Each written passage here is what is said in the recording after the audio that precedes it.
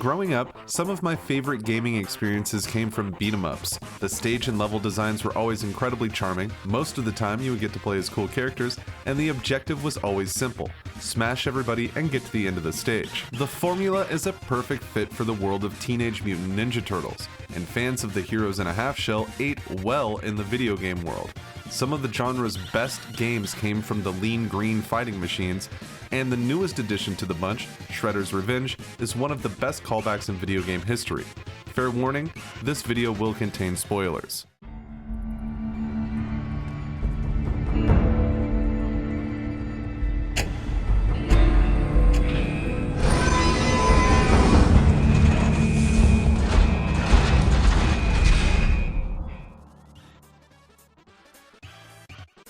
In the late 80s and leading into the 90s, the Teenage Mutant Ninja Turtles were huge. The mutated reptiles were on top of the mountain when it came to toys, clothing, and video game adaptations of the animated series. We would see a few games pop up on the Nintendo Entertainment System. The first, titled simply Teenage Mutant Ninja Turtles, would become the bane of my existence. This game is infamously unforgiving and often confused me as a child. Luckily, the Turtles were destined for much greener pastures when it came to future video games. The following two entries on the NES would start the formula most recognized today in the TMNT games, with the Teenage Mutant Ninja Turtles arcade game being ported as TMNT 2. We would get a chance to experience this game in our own homes without tapping out the month's quarter reserves. The Manhattan Project would follow in 1991, and it helped perfect the gameplay people had come to expect from a Turtles game. More side-scrolling beat-em-up action that was presented well, with a nice upgrade to the graphics and turtle sprites. These games would lay the groundwork for some of the best of the series. A second TMNT arcade game would be released in 1991, and by 92, we would see it released on the Super Nintendo Entertainment System, Turtles in Time. Turtles in Time is by far one of my favorite games. It takes what made the previous TMNT games great and only adds to the formula to make what amounts to one of the best beat-em-up experiences available. Hyperstone Heist would arrive in 1992 as well, and was the first Turtle game to be released on the Sega Genesis. This is another excellent beat-em-up game that hosts the Turtles well. It plays like a sequel to Turtles in Time for me, and it's not a game you want to miss out on if you're a fan of the series. We would also see change-ups with the Turtles to follow trends, like Teenage Mutant Ninja Turtles Tournament Fighters. The early days of gaming were wild when it came to what would show up in games. While this fighting game is a fun time, it's not what we are focusing on in this video as a whole, but it seems weird not to mention it. While I have glossed over a few games, mostly handheld titles, I still think you get the idea that the Teenage Mutant Ninja Turtles have been at the forefront of some of the best games in the beat-em-up genre. The Turtle games were always easy to approach, with terrific stage design, fantastic characters, and a straightforward objective. Still, they offered a challenge for those looking for one. The newest edition, Shredder's Revenge, follows suit excellently. With retro-inspired graphics and still maintaining the same charm that its predecessors embodied, Shredder's Revenge is a nostalgic trip for people who grew up with the Turtle games from the past, and a great introduction to the series for first-timers. Speaking of first-timers, Shredder's Revenge opens with a tutorial to show us the ins and outs of gameplay. Still, it also helps people familiar with the past games get used to some of the new attacks and moves featured in this latest version. We are met with a cutscene much like the ones we saw back in the 90s. Once again, various enemies to the Turtles are causing havoc in New York City, and the green dudes with attitude are watching this play out over the news. We are then met with the first episode, Jawbreaking News. This brings the Turtles to the Channel 6 news studios, where they see Shredder right off the bat, terrorizing the citizens of the area. Straight off, we can see the same style featured in almost every TMNT game that came before, just cleaned up and modernized. The environment and characters pop so much in Shredder's Revenge. The artists behind the sprites and the backgrounds should be very proud of themselves. The Foot Clan soldiers are back and better than ever. Shredder's Revenge sticks to the same idea with these miscellaneous ninjas. We see different abilities signified by the color of the Foot Clan's clothing. The boss of this first episode is the very familiar Bebop. The Warthog will shoot what looks like a plasma ball at the Turtles and charge at us to get closer when attacking. Of course, Bebop is no match for any of the Turtles, so it's off to the next episode after defeating him. This is where we get our first look at the world map screen. This is a cute callback to the first TMNT game on the NES, but we haven't seen it quite like this before.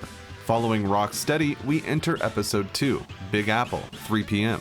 This is a great reference to the first level of Turtles in Time and shows the devs have some love for the classics as well. The streets of New York are rough for a turtle. The level is rife with Foot Clan and it's our job to clean it up. Of course, we see more of this game's wonderful environmental design and even meet those pesky robots that have plagued the series past. Eventually, we will meet up with Rocksteady. Rocksteady has a bit more firepower than his boy Bebop did. His gun fires more at once, and he has a grenade attack that'll really get you if you aren't paying attention. The Rhino has his own way of closing the gap, but like his old pal, he is no match for Turtle Power. We now see Bebop and Rocksteady haul off together, leading us to episode 3, Mutants Over Broadway. This, of course, becomes a pursuit stage with the Turtles taking to their skateboards to keep up with the duo. This type of stage is infamous in the TMNT series, and Broadway is a perfect setting for such a challenge. The boss of this level is the Turtle Tenderizer itself, driven by Bebop and Rocksteady. The fight with the monster truck is pretty straightforward. The two mutants will attack and taunt until inevitably they are destroyed. We now see that Shredder is watching this all unfurl, and we head to episode 4, Rumble in the Zoo. We see the wreckage of the Turtle Tenderizer and the dynamic duo making their way from the crash. Just when you thought the game's environment couldn't get any better, we now have animals in the background that are all designed amazingly, the monkeys being among my favorite. Battling through more Foot Clan, we finally reach a captured Bebop and Rocksteady, which then introduces us to Ground Chuck and Dirtbag. The two muscle-bound animal men look much more intimidating than they really are. Ground Chuck has a nasty missile attack, while Dirtbag will dig holes that are no fun to fall in. Ground Chuck is by far the tougher of the two, but with a bit of work, they fall like the rest. After the fight, the ground will start to shake, and the head of Krang's android body will fall into a newly opened pit. So for episode 5, what would be better than jumping down into the sewers of New York for King of the Spill? We see rats carrying off the android head to kick off the level, and, of course, more Foot Clan for the fodder, and the dog-like robots also show their face here. Battling through the sewers fits perfectly for the TMNT series, and Shredder's Revenge delivers an excellent sewer level, which ends with a battle with the Rat King. We can see a destroyed vehicle here, which is a callback to this boss fight in Turtles in Time. Now, we face the Rat King one-on-one. Well, sort of, as some of his attacks call forth huge waves of rats. But even with all his friends, the Rat King is no match for the power of Turtles. Bebop and Rocksteady return to take the head of the android, and it's off to the Crystal Palace Mall to start episode 6, Mall Meltdown. The mall has seen better days, but we have Foot Clan to smash, so it's back to business. We see the spider mechs that the Foot Clan seem to rely on in full force in this level.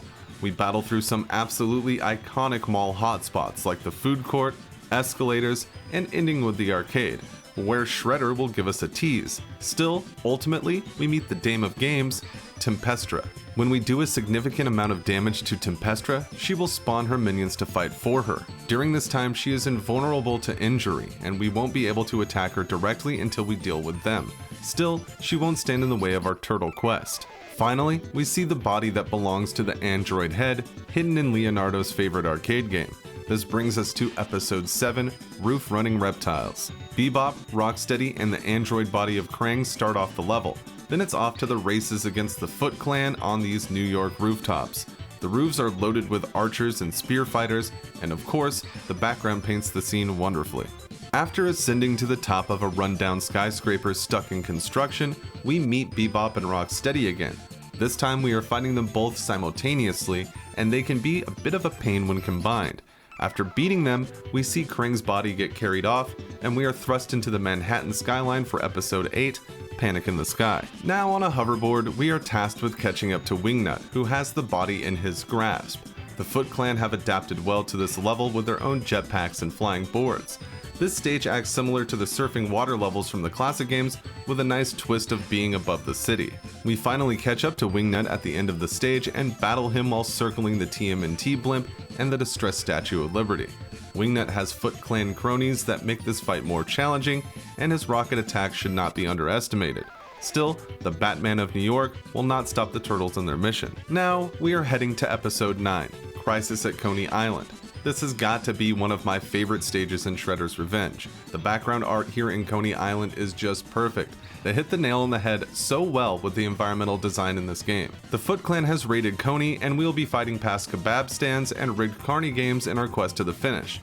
Two of my favorite ninjas show up in this level, the red plunger gun-wielding madmen and the black suit boys holding sides. Coney Island also has a mini-game we can play by popping one of the punk frog balloons. Each punk frog actually makes an appearance in Shredder's Revenge as a secret character, which is a fun cameo for fans of the series. The boss of Coney is Leatherhead, a mutated gator who can pack quite the punch. The hat-wearing reptile will use sewer grates in the ground to jump to different places on the battlefield. He can do some damage if he gets his hands on you, but despite his tricks, we make our way past him and closer to Shredder. Krang's body is still in flight as we make our way to Silicon Alley for episode 10, A Few Screws Loose. The moonlit streets give an excellent visual experience as we continue to fight our way through Foot Clan soldiers and robots alike. Amongst the usual dangers, we have to look out for speeding cars and rogue missiles on our way through the alley. Eventually, we will get to a warehouse and come across a more evolved robot, seems they are learning. This will lead to Micromart, where we get hit with everything pretty much at once. If we manage to make it through the gauntlet and the giant robot dogs, we will see Shredder isn't far from us at all. The coward will activate Metalhead and quickly do his best Chris Angel impression by vanishing behind a smoke bomb. Metalhead has quite a few tricks up his sleeves. The cyborg turtle has extendable arms to hit targets close or far away, and he will often activate a shield while spamming missiles at us. The robot dog companions that he has do not make the fight any easier either. Krang's android legs were apparently in this chamber we were fighting in front of, and now we can see Shredder breaking Metalhead's controller, essentially disowning him for his failure. The turtles now find themselves at the Natural History Museum for episode 11, Dinosaur Stampede. I just can't stop praising the level design of this game. I hope the team works on a sequel to this so we get the same charm in a new series. Mixed in with the Foot Clan here, we have mutant dinosaurs, which can be a little tougher to fight, especially when they have energy shields and guns. There's definitely something to fighting human-sized dinosaurs through a museum. Feels like some kind of message, but they can pack quite a wallop, so the ninjas act more as an annoyance here. Just past the portal, we meet the king of the dinos, I suppose, Captain Zorax. He is more manageable than he looks, though his stampede of clones can be a thorn in your side. After defeating him, the turtles inspect a big hole in the ground that seems to lead to a secret laboratory. And episode 12, It Won't Fly. As Krang's android legs speed by, we get jumped by the Foot Clan and giant robot dogs that spawn smaller versions of themselves, which can be fun to deal with as we traverse through this underground lab. The layer has quite a few defenses that can be a pain, different types of turrets and flying bots that are trying to stop the turtles at all costs. We will see a bunch of vats and various lab equipment pieces throughout the level. Who knows what goes on down here when there isn't a war on? The boss and owner of this underground lab is Baxter Stockman, who we meet at the end. This fight is one big callback to the same battle in Turtles in Time. Though the Flyantist does have some new attacks, we get some fun references to the good old days. Once Baxter is stopped, we see that Krang's body is complete, and we are teleported to Bala Rafan for episode 13, Technodrome Redux. The Stone Men join the Foot Clan in this stage, most recognizable to me from Hyperstone Heist. They are just as strong as they look, and will definitely mix things up through this strange new world. Once we hit the lift and get comfortable, we will meet General Trag, who seems to be the leader of these Stone Men. Trag is the mid-boss of this stage, something that we haven't come across yet, so we still have to fight through the rest of the Technodrome. At the end of this stage, we see what appears to be Shredder, but it's one big fake out as Chrome Dome reveals himself. This is quite the boss battle. The hulking cyborg will use projectiles, change the perspective of the battle, and attack with his fists, and simply use brute force against the turtles, which are all pretty effective. Nothing can stop the turtles though, and once defeated, we leave Chrome Dome behind for the volcanic asteroid and episode 14, the Lost Ark enemies. This starts as a hoverboard level through a crazy environment. We have chunks of space rocks to look out for and beautiful scenery to take in. All of that is just a way to get to the solid ground portion of the stage though. The Foot Clan is here to defend as well, as are some pizza monsters. Fans of the series will know these guys well, and they look great in Shredder's Revenge. Fighting them is rough, they do a good amount of damage, and they're hard to hit when in motion. Coming to some kind of entrance, we meet Slash. This twisted turtle has some crazy moves for sure. The dual swords can mess you up, but his other attacks like spinning us to infinity and throwing boulders aren't much fun either. Overall, he is no match for the actual mutant turtles, and we move on to the Outworld Hideout for episode 15, Outworld Strangeoids. Inside the hideout, we see Krang flee and start our fight against the Foot Clan. This stage throws most of what the game has featured at us all at once. There are tons of environmental traps and nearly every enemy we have encountered. It looks great while doing it though. Coming to the end of the stage, we see Krang enter his body and the fight is on. We finally face Krang. The Mad Brain has some good moves and the battle can be a bit challenging. The body will separate and spin around, and his fists can launch a powerful maul attack. After the body is defeated, Krang has a speech for us, and then we are finally face to face with Shredder. The Wu-Tang Clan recorded the song for Shredder, and it plays during this battle. I can't play it here for obvious reasons, but I highly recommend checking it out, as it slaps. Shredder's boss fight is worthy of the game's final point. He has devastating attack power and will even clone himself to confuse us and further damage the turtles. Shredder can easily erase our hit points, but he can be defeated if you use what you have learned from the game until this point. Shredder isn't entirely done with his plan though, as we see the Statue of Liberty transform on the screen in his hideout. This leads to the actual final battle of the game in episode 16, Wrath of the Lady. Krang has become the Statue of Tyranny and is running amok in Times Square. I find this battle to be a bit easier than the Shredder fight. While it can take a while to get in the groove of things, we simply deal with the Foot Clan and dodge the many projectiles Krang has in store for us. Once the statue falls, we jump to the streets below to have our final encounter with Shredder, who transforms into Super Shredder. The mega villain will use all of his tricks in this fight, from cool spirit statues to fast flying attacks. But just like the last time, he falls to turtle power. This ends the story of Shredder's revenge. We settle down to find out the punk frogs are getting all of the media credit for what has transpired. Still, the turtles find time to eat some pizza and party it up. We also unlock Casey Jones as a playable character here, who is pretty overpowered. Teenage Mutant Ninja Turtles Shredder's Revenge was a real treat to play through. I'm coming from the point of view of someone who loved the previous Turtle games, still I am sure people new to even beat 'em ups would enjoy this experience. Graphically, I feel like Shredder's Revenge does a terrific job of paying homage to the classic games with its art style, while still maintaining its own identity in the series. The design style is incredibly clean. During my playthrough, the backgrounds and various objects found throughout the levels really stood out to me. Tribute Games, the independent studio that developed Shredder's Revenge, was founded by former Ubisoft employees who worked on Scott Pilgrim vs. the World, so it's no surprise the art style has so much charm. When it comes to audio, the soundtrack is phenomenal. As I mentioned before, Shredder's Revenge has an exclusive song from the Wu-Tang Clan. Still, the rest of the music in the game is a perfect fit for the beat-em-up adventure it has to offer. The various voice lines we can hear from the turtles and some of their enemies feel arcadey, but in a good way.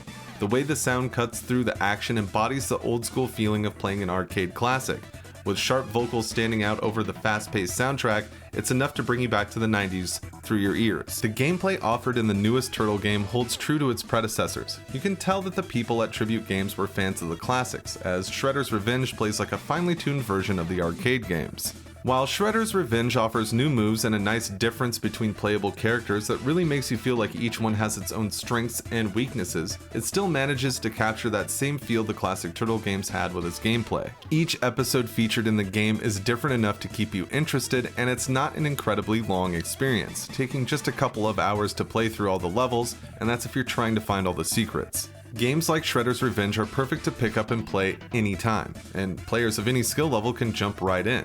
With online multiplayer as well as same console co-op, Shredder's Revenge is an absolute blast for anybody who wants to join you on your turtle quest. I would love to see more games like Shredder's Revenge, not only a sequel, but I'd like to see more retro beat-em-ups make a comeback. The genre is perfect for any franchise and allows for a lot of creative freedom regarding art and design.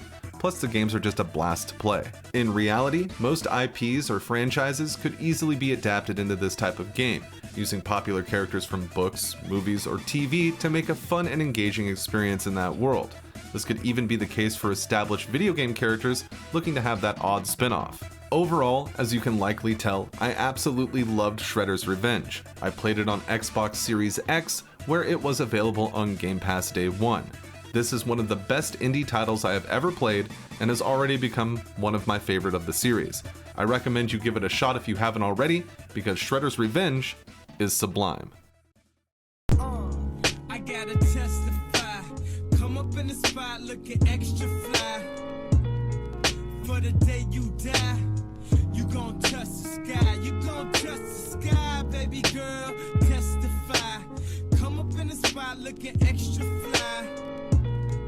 For the day you die.